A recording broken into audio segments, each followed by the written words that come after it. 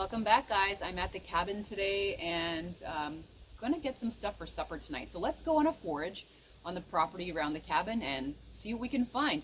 It's an awesome time of year. If you've been following my Instagram, you know I've been going nuts with the foraging this spring, and I can't wait to see what the forest has for me today.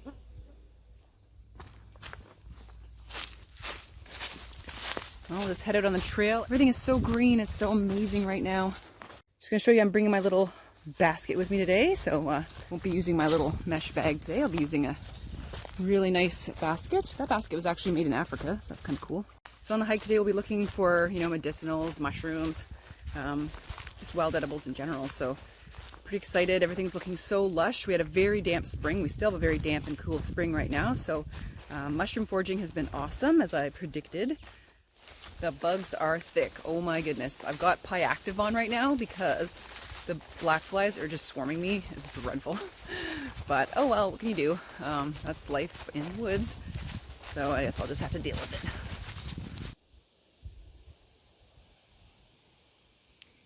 it. Here's our first wild edible. This is wood sorrel, and it has a really nice lemony tart taste. This is awesome for making tea or bush lemonade. A real thirst quencher. Really nice lemony taste. So I'm going to grab a couple handfuls of this. So when I bring it back to the cabin, I'm going to have a nice tea. Gotta work quick. Oh, these bugs. Dreadful. Just kind of pick them off here. But they're good. Oh, I just inhaled a bug. Yuck. All right, let's keep going on this log and get some more.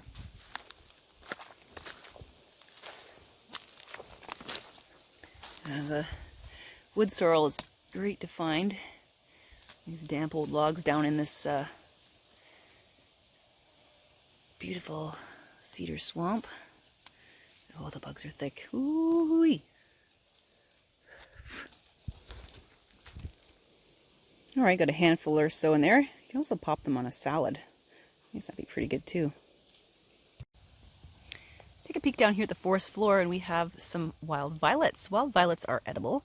They're beautiful flower, and you can kind of see the little, it's hard to see the shape, but very interesting flower. I'm going to take a few of those for a salad. That's such a nice bit of color. There you go. There's that beautiful wild violet flower shape. Hey, take a look at this forest beauty. Speaking of flowers, here's wild columbine. Flowers are also edible as well. So I'm just going to take this one. Leave the rest on this plant, but gorgeous.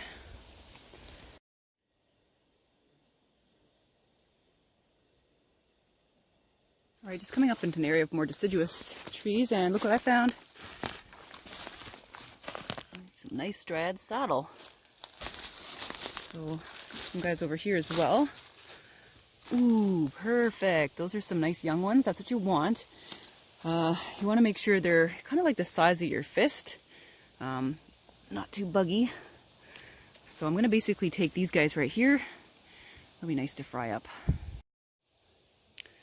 All right, let's add those to the basket. You can see they're pretty nice. They've nice and white underneath, not too buggy. And I've just taken, you know, the majority of them. This part that's basically very easy to cut through. Some of these larger ones right here, you'll find, you know, it's really hard for your knife to cut through, so you're going to want to cut the edge, just like that. Geez, it's thick in here, and the bugs are crazy. I know, you're probably sick of hearing about the bugs, but just remember you're at home. I'm out here dealing with this. Oh man, this is crazy, but it's worth it, right? It's worth it to get out of the house, do something nice, and forage for your meal. Well, there's some moose poop there. You'd be surprised to see lots of different kinds of wildlife up in here. It's beautiful. It's opened up a little bit. Lots of greenery, lots of maple.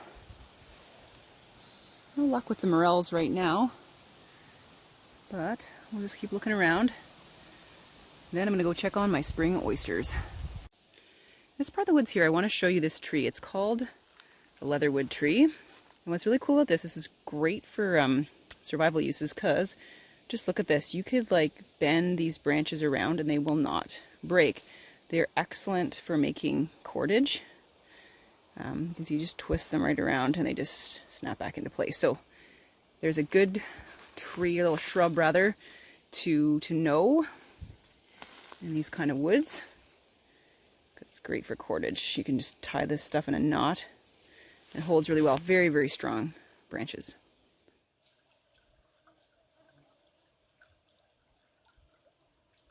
What a beautiful spot to stop. A nice little creek right there. I'm surrounded by a few elm trees, so I was hoping I'd find some morels in here, but I think it's a little bit too damp for them, believe it or not. So anyways, I'm going to head on over now and just I'm on the hunt now for some spruce tips and also for some spring oyster mushrooms. So we'll hopefully see some on some of the aspen trees. I'm going to head over to the aspen grove.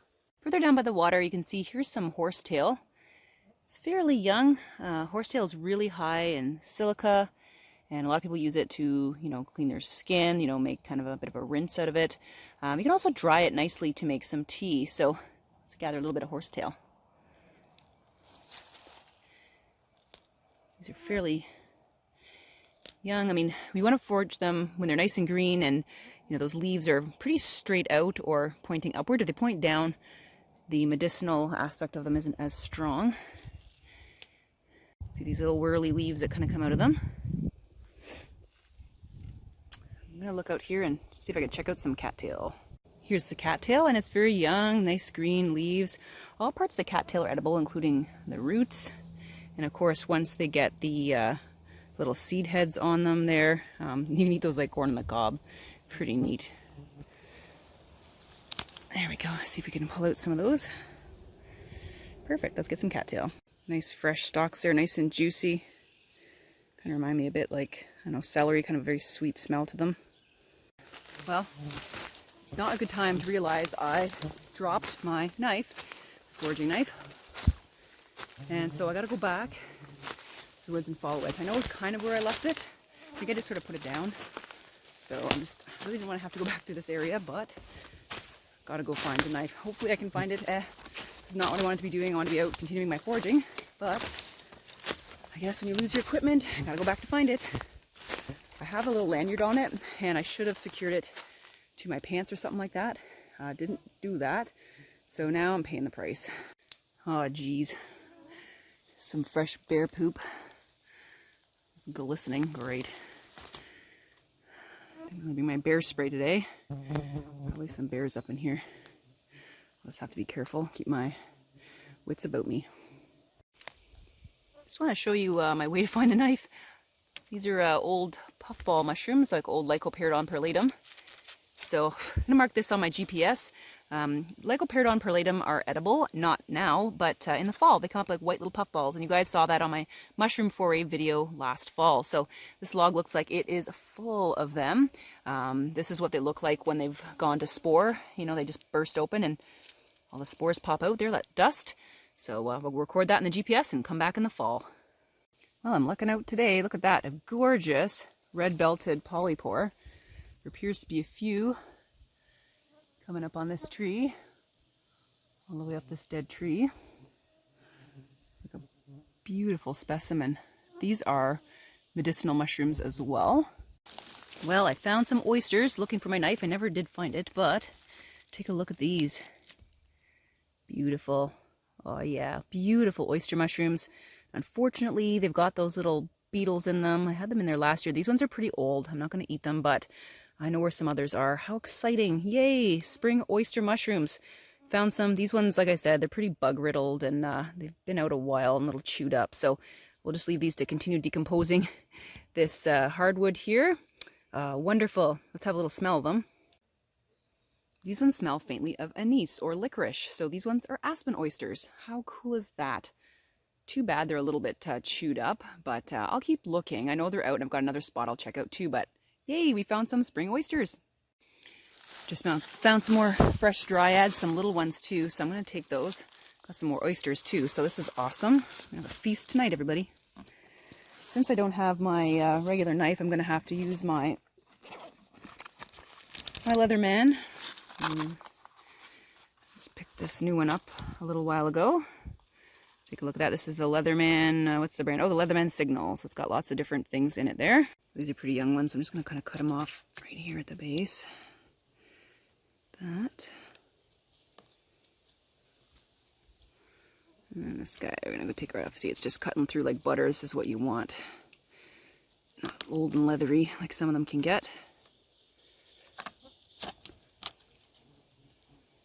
And nice and creamy white underneath. There's a false morel. A pretty decent one too. Look at that. Now that I don't want to eat, but some people eat certain varieties of them. This one's really old and yucky. They have gyromitrin in them, so they're toxic.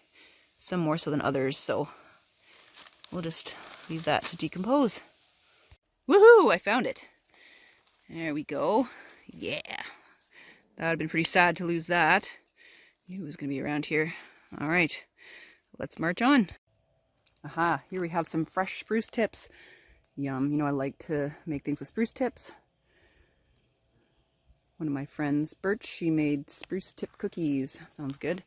I've still got my spruce tip beer on the go. You guys will stay tuned for more about that. But they have a lovely citrus flavor, spruce tips. They're the young tips of a spruce tree. Remember, not all evergreen tips are edible, but certainly the spruce is. I don't want to take too many, but this tree is quite large, so I'm just going to take what I can reach here. And you can put this on salads or a nice drink, or like my friend did, made cookies. That's really good. Just in a little meadow-like area, and I want to show you some yarrow. This is a lovely medicinal, also a lovely flavorant for foods. I used this actually when I was making my wild cheese ball. I dried this up and kind of sprinkled it in there. Great flavor. I also use this, you know, in sort of like medicinal, you know, hand salves and stuff like that. It's very good antibacterial properties. And it's really plentiful, so I don't feel too bad picking a bunch of it. There's some yarrow. Of course, you look down in here, the strawberries. We're going to have a bumper crop of strawberries this year. Pretty excited about that. This is some wild basil as well. Smells awesome. Wild basil. Well, just taking a look at our basket. Looks pretty good. Got lots of goodies in there. All we need is a good fish to go with it. I might head out later and do a little bit of fishing and make some supper. Well, that was an awesome forage in the woods this afternoon. I'm going to head back in the cabin and get out of these bugs and make some supper. Say, I have some lost footage actually I wanted to show you from the last time we were at the cabin planting those trees. I made an amazing supper. Let's go back and check it out. It features some tasty spring edibles. Just getting supper ready. I want to show you what we have here. I've got some potatoes and onions. Looks really good. I'm going to wrap those up for the fire. And I've got some fiddleheads. So you guys know, if you've been following me on Instagram and Facebook, that I've had a really successful year foraging for fiddleheads. So how I preserve them is I blanch them in boiling water for 2 minutes and chill them in ice. And then I pack them like so with a little food saver vacuum sealer. And so these still have to be boiled completely. Like, they're not totally safe to eat. So I'll boil them for about 8 to 10 more minutes, probably 10 more minutes. And, or you can steam them for 10 minutes as well. And then I'll be, you know, having those for my meal. And what do I have for the main course? Well, we've got some frozen fish right there. So that I got to get ready in some tin foil as well. And we'll cook this over the fire. Yummy. Oh yeah, those potatoes are done. Look at that, done to perfection. Potatoes and onions, yum. Fiddleheads are done as well. And let's have a look at the fish. Oh yeah. Oh yeah, looking good. Here's my plate. Oh yeah, look at that.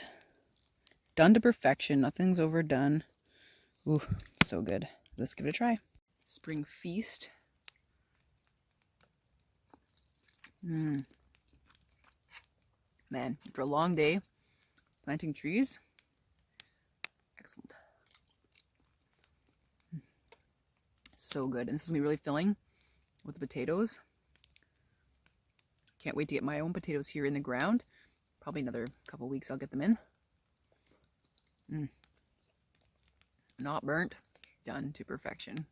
Well, I hope you enjoyed that, and that's the video for this week, guys. I hope you have a good one, and we'll see you next time. Have a great week. Take care.